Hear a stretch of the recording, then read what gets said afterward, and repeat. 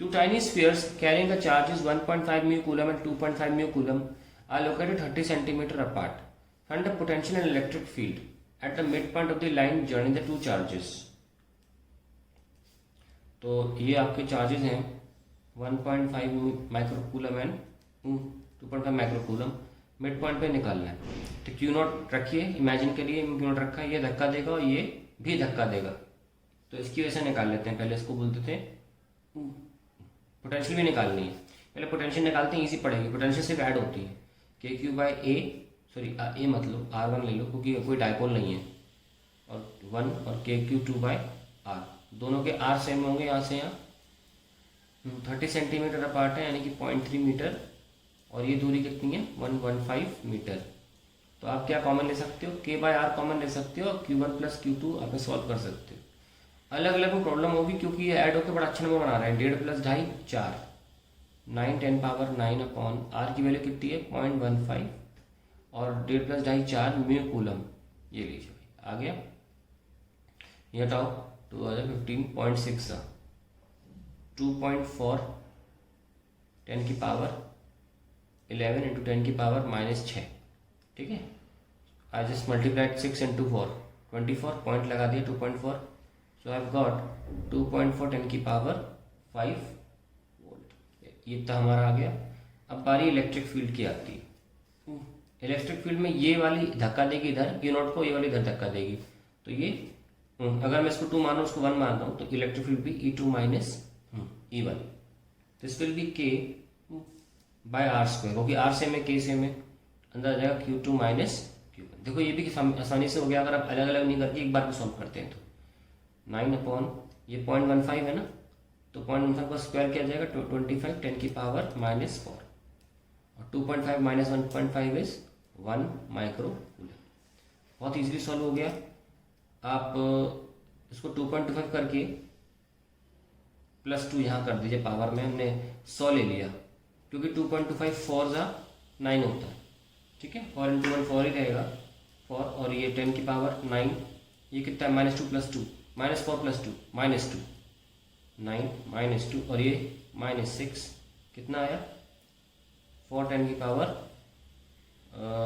2 volt. Error तो नहीं है, देख लेते हैं ज़रा. 225 आ जाएगा 0.2. ठीक है. -4 + 2 11 आएगा. सॉरी ये प्लस होगा. हाँ 11 - 6 5. अब ठीक है. तो 4 10 power 5 volt and 2.4 into 10 power 5 volt. Volt पर मीटर लिख लो. सॉरी इलेक्ट्रिक फील्ड वोल्ट पर मीटर भी हो सकती है, न्यूटन पर कूलम भी हो सकती है. तो यूनिट्स को ध्यान रखें. अब सेकेंड पार्ट देखते हैं. तो सेकेंड पार्ट इज 1.5 और 2.5 चार्जेस जो 30 सेंटीमीटर अपार्ट थे, अब उनके लिए हमें पोटेंशियल और इलेक्ट्रिक फील्ड निकालनी है at 0.10 centimetres from this mid point in a plane normal to the line, यानी कि इक्वेटोरियल लाइन जो बोलते हैं, तो उस पर निकालें. पहले ऐसा करते हैं, हम पोटेंशियल निकाल लेते हैं, वो इजी होगा. तो उसमें डायरेक्शन नहीं होता है.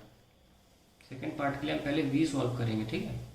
तो ये हो जाएगा 1.5 म्यू कूलम, ये हो जाएगा 2.5 म्यू कूलम, और हमें 0.1 मीटर की डिस्टेंस पर पोटेंशियल चाहिए. ये अकेला 0.15 है, तो यहाँ पर सिर्फ ऐड होना है. कोई वेक्टर तो है नहीं कि कॉम्पोनेंट निकालने पड़े.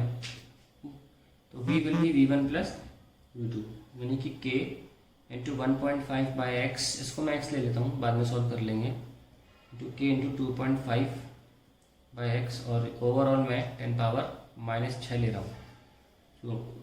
तो हम K इंटू 10 की पावर -6 बाई एक्स, तीनों चीज़ें कॉमन ले सकते हैं. 1.5 प्लस 2.5 4 इंटू 10 की पावर, वो तो -6 तो ऑलरेडी ले लिया मैंने.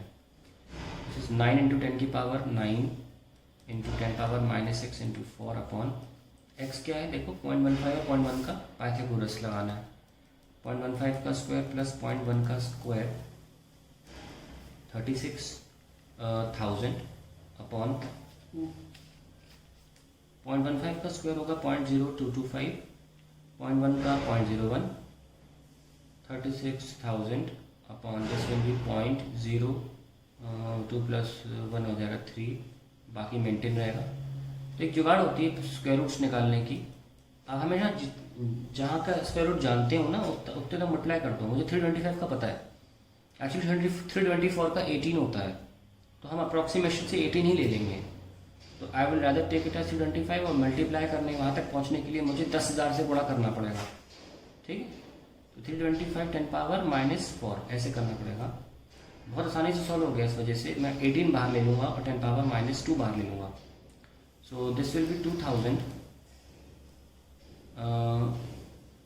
है ना, इंटू 10⁻2, दैट इज 2 10⁻5। तो मेरा आंसर मैच कर गया है, तो this is the final answer for the potential. अब इलेक्ट्रिक फील्ड बहुत पेचीदा चीज़ है, इसमें बहुत टाइम लगेगा उसमें। हम कोशिश करेंगे इसे रिड्यूस करने की। 1.5 म्यू कूलम, 2.5 म्यू कूलम, और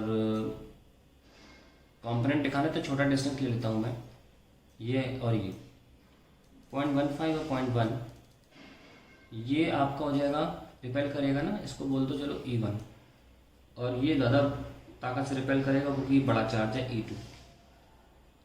तो इसके कंपोनेंट होंगे ये वाले, क्योंकि एंगल थीटा और थीटा, तो वही होगा E1 cos थीटा, और जो ऊपर जाएगा इसका कंपोनेंट होगा E1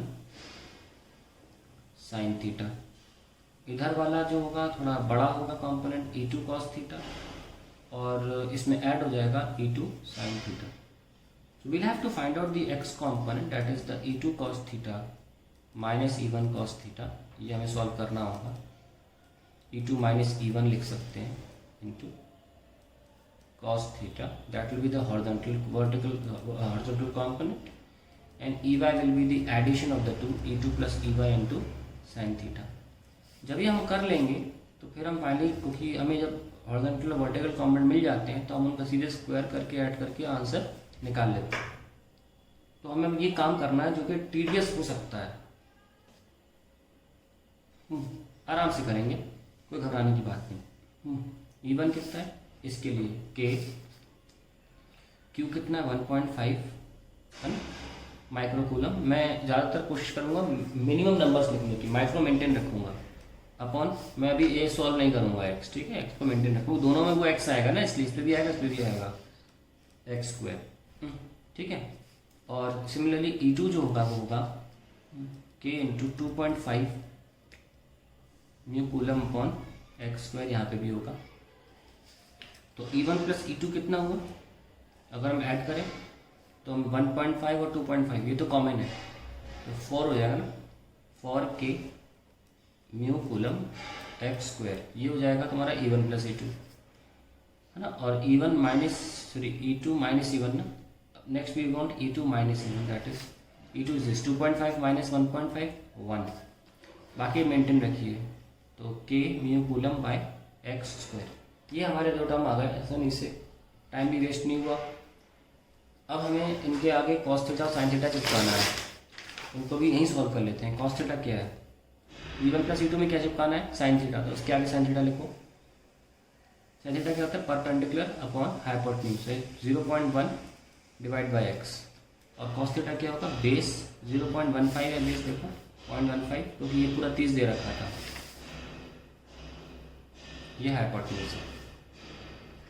इनको मल्टीप्लाई कर लीजिए,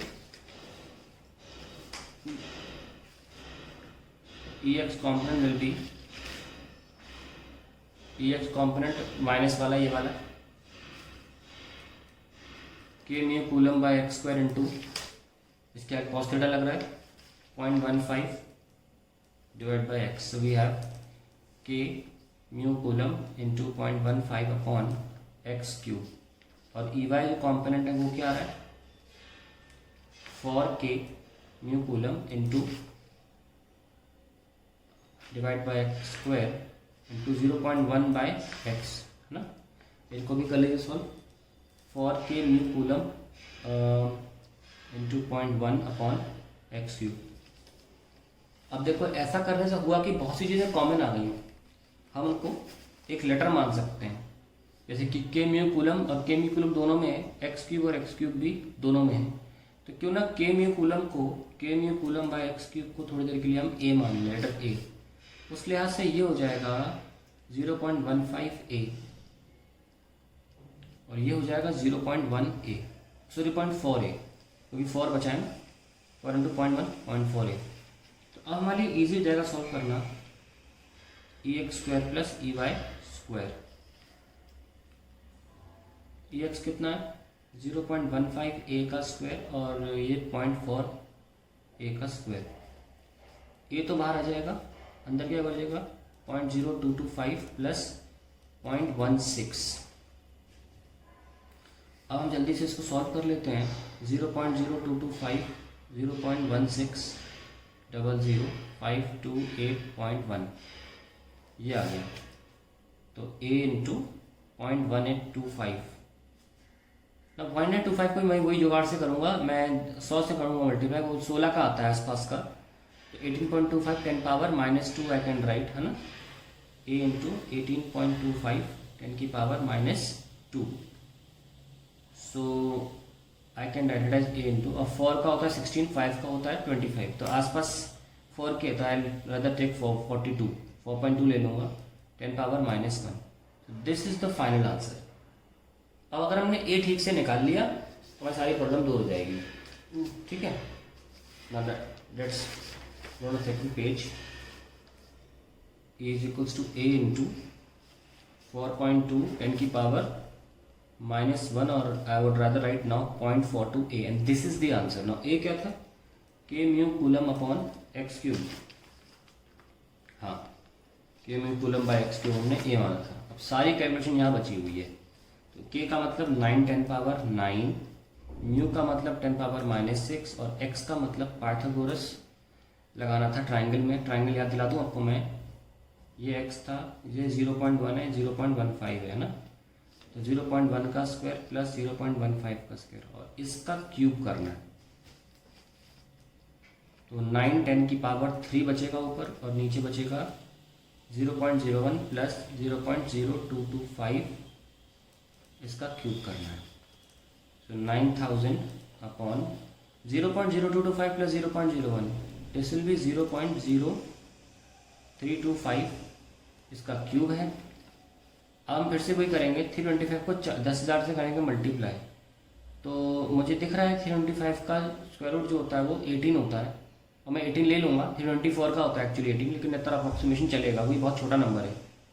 तो 9 10 पावर 3 अपॉन ये 18 करके बाहर आएगा, और क्योंकि मैंने 10,000 से गुणा किया था तो बाहर आएगा 10 पावर -2। अब इसका क्यूब चल रहा है, तो हमें ये बहुत ध्यान से सॉल्व करना होगा, ठीक है।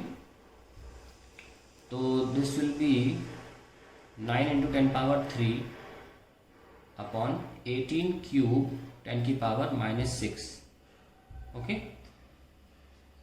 हाँ, तो अब हम क्या करें, इसका 9 अपॉन 18 तो बाहर ले लो, वो भी सॉल्व हो जाएगा, और ये 324 बच रहा है, ऊपर प्लस 9 जाएगा, है ना, क्योंकि 3 और -6 9 होगा। तो हम क्या करें इसका, भाई ये 2 हो गया, तो 1 अपॉन 628 10 की power 9, that is the final value. So now we have a is equals to 1 upon 628 into 10 की power 9, and electric field is 0.42a, 0.42 into 1 upon 628 10 power 9, and we can further solve it as 42 upon 620 10 power 7. Now I'm going to take an approximation here in rough page. I'll take 40 and I'll take 600. I'll take close to the numbers which are round off. So you'll get an idea, which is 4 by 60 or 2 by 30 or 1 by 15. So 1 by 15 it's अगर 10 by 15 होता तो हम बोलते 0.67. ये 1 by 15 है तो I'll say 0.067, okay. So it's approximately 0.067 10 की power 7, so I'll get 6.7 10 power 5 volt. So that is the final answer I'm getting. You should be getting close to that only. जैसे कि अब कह सकते हैं कि हमें नंबर जो नीचे वाला है वो ज़्यादा छोटा कर दिया, तो ये 6.7 ना होकर 6.5 या 6.6 होगा, और आप कैलसी से भी चेक करेंगे, ज़्यादा असर नहीं, ज़्यादा फर्क नहीं आएगा एक्चुअल कैलकुलेशन पर। एग्जाम में अगर ऐसा क्वेश्चन आता है तो डेफिनेटली आपको अप्रोक्सीमेशन लेना पड़ेगा, नहीं तो आपसे यही क्वेश्चन करते रह जाओगे। अब आप ये चेक करना कि मैंने वीडियो की लेंथ में कितनी देर में सॉल्व किया, अप्रॉक्सीमेशन ले लेके, और इतना टाइम लगना भी चाहिए इस क्वेश्चन में।